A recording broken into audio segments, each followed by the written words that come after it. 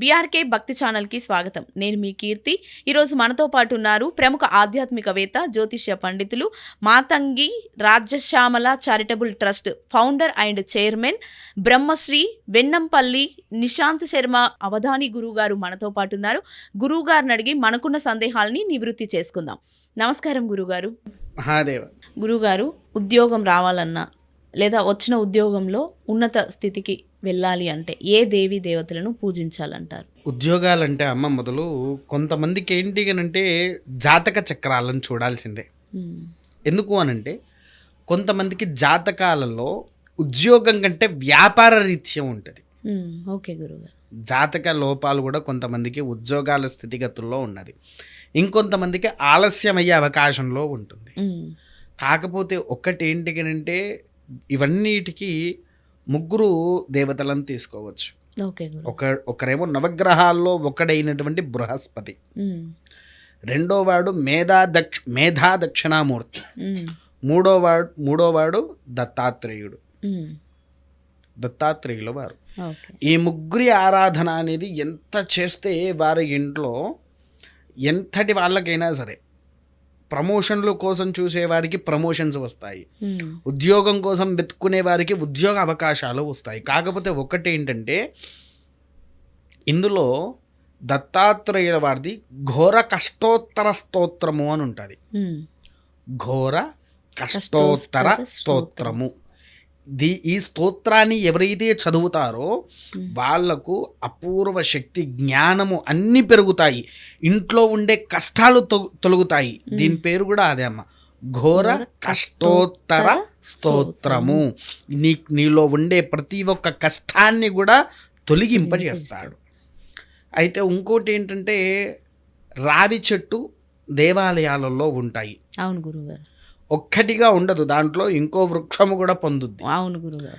అలా దివి ఉండేటువంటి వృక్షాలు ఏవైతే ఉన్నాయో ఆ రెండింటి వృక్షాల్లో పసుపు రంగు దారము తీసుకొని, అవి కూడా ఒక్క దారం కాదు 5 దారాలు తీసుకోవాలి. 5 దారపుండలు తీసుకొని నీ మనసులో ఉండే కోరికను గట్టిగా తలుసుకొని ఆ యొక్క రావి చెట్టు దగ్గరికి వెళ్ళేసేసి నీ మనసులో ఉండే కోరిక రావి చెట్టుకు కూడా వినిపించేలాగా చెప్పేసి ఆ రాగి చెట్టుకి 9 ప్రదక్షిణాలతో ఈ తాడిని చుట్టాలి. 9 ప్రదక్షిణాలు చేస్తూ ఈ దారాన్ని మొత్తం చుట్టేస్తే మనలో ఉండేటువంటి ఆ ఉద్యోగం రాని మైండ్ కానీ ఏదైతే ఉందో దాన్ని తొలగింప చేసేసి పాజిటివ్ మైండ్ ఇచ్చి మనకంటూ ఒక రీతి లాంటి ఉద్యోగాలు వస్తాయి. కాకపోతే ఇందులో ఇంకో విషయం చెప్తున్నా తల్లి, ఈ రాగి చెట్టు దగ్గర చేసే ఏ విధానం అయితే ఉందో ఎవరికైతే ఉద్యోగం కావాలో వారు మాత్రమే ఆచరించాలి. వారి బదులు తల్లి ఆచరించకూడదు, తండ్రి ఆచరించకూడదు, అక్క చెల్లి ఇలా వస్తూ ఉంటారు కదా, మా అన్నకు ఉద్యోగం రావాలని వీళ్ళు ఆచరించినా అది రాదు. ఎవరికైతే రావాలి ఉద్యోగం అని అనుకుంటున్నారో వారితో మాత్రమే చేయించాలి. విన్నావా తల్లి? ఎందుకనంటే నీ భోజనం నువ్వే తింటున్నావు. అవునా కదా? కొంతమందికి మేము తినిపిస్తున్నాం కదా అని కూడా కొంతమంది అంటారు. తినిపించే వాటికి పూర్తి కడుపు ఎప్పుడు నిండదమ్మా, నిండేవరకే నిండుద్ది. అదే మన సహస్తాలతో తినేవాటికి కడుపు నిండా తింటారు. అవునా కదా? ఈ విషయంలో బాగా గుర్తుపెట్టుకోవాల్సింది ఏంటి అంటే ఎప్పుడైనా సరే మనం ఇంట్లో మొదలు మేధా దక్షిణామూర్తి దత్తాత్రేయుల వారికి ఒక దీపం ఉంటుంది తల్లి. ఆ దీపాన్ని ఖచ్చితంగా పెట్టుకోవాలి. అది ఎలా అంటే దేవుడి గదిలో కాకుండా సపరేట్గా మేధా దక్షిణామూర్తి దత్తాత్రేయుల వారి ఫోటో పెట్టుకోవాలి. ఫోటోనైనా విగ్రహాలైనా ఏదైనా అమర్చుకొని అది దానికి మాత్రమే సపరేట్గా ఉండాలి. ఒక సెల్ఫ్ లాగా పెట్టుకొని కింద మనం ఏదైనా వస్త్రము లాంటిది వేసుకొని ఫొటోస్ దాంట్లో పెట్టేసేసి ఆ దీపం అక్కడ పెట్టేసేసి 6 వత్తులతో వత్తి వేయాలి. 6 వత్తులు కలిసి సన్నటి వత్తిగా తయారు చేయాలి.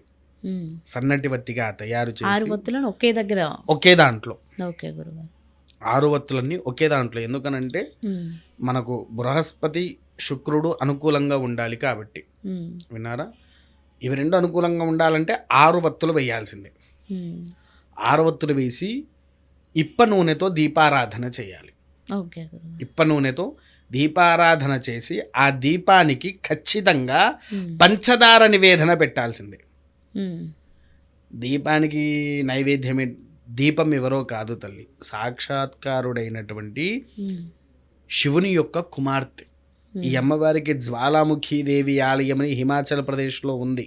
ఓకే గురుగారు. క్రితంలో నేను చెప్పినట్టు గుర్తు ఉన్నారా? ఈ దేవాలయంలో ఈ జ్యోతి, అమ్మవారి పేరు, మనం దీపంలో పెట్టుకునేటువంటి వత్తి జ్యోతి అంటారు. ఆ జ్యోతిదేవికి మనం నివేదన ఖచ్చితంగా ఇవ్వాలి. ఓకే గురుగారు. విన్నారా? దీప్యస్సజాతవేదో భగ్గనం నిర్వృతి మమ పశుగుషమహ్యమావ జీవనంచ దిశో దిశ. ఒక మనిషికి జీవిత ఆధారమయ్యేదే జ్యోతి. ఓకే గురు. మనకు దిక్కులు సూచనలు ప్రతి ఒక్కటి ఇచ్చేది కూడా జ్యోతి. ఇంట్లో మంచి అవుతుందా చెడు అవుతుందా అనే సూచన ఇచ్చేది కూడా జ్యోతి. విన్నారా? అందుకోసము ఈ దీపారాధన చేయడం వలన మనకు సకల ఆనుకూల్యమైనటువంటి ఫలితము మనకు లభిస్తూ ఉంటుంది తల్లి. ఓకే గురుగారు. అంటే ఈ దేవతలకే పూజ చేస్తే ఉద్యోగం వస్తుంది అనేది, ఇప్పుడు పర్టికులర్గా ఒక దేవత ఉంటుంది, దేవుడు ఉంటారు. ఇప్పుడు ఎగ్జాంపుల్ కొందరికి గణేశుడు అంటే ఇష్టం, శివుడు అంటే ఇష్టం. అట్లా ఏమన్నా ప్రత్యేకంగా ఒక దేవుణ్ణి ఎంచుకొని పూజ చేసుకున్న ఫలితం ఉంటుందంటారా? ఖచ్చితంగా తల్లి. అందులో ముఖ్య కారకుడు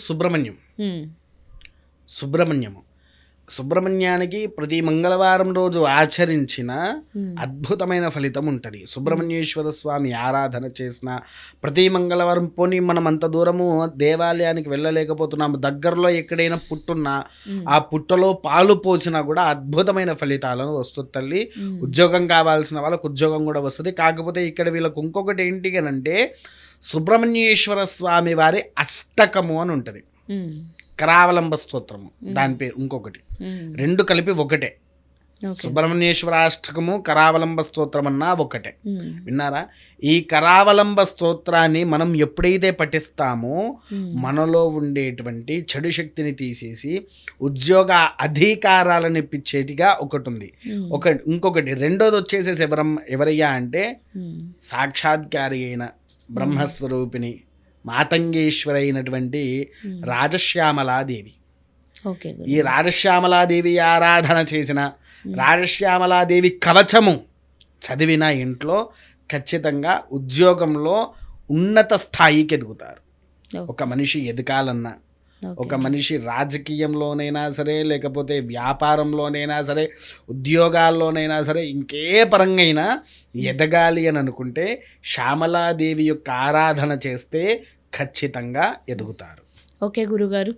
అంటే ఉద్యోగం రావాలంటే ఎలాంటి దేవతలని పూజించాలి, ఉద్యోగంలో ఉన్నత స్థితికి వెళ్ళాలంటే ఎలాంటి దేవతను పూజించాలి అనే విషయాన్ని చాలా చక్కగా వివరించారు. ధన్యవాదాలు గురుగారు. మహాదేవ.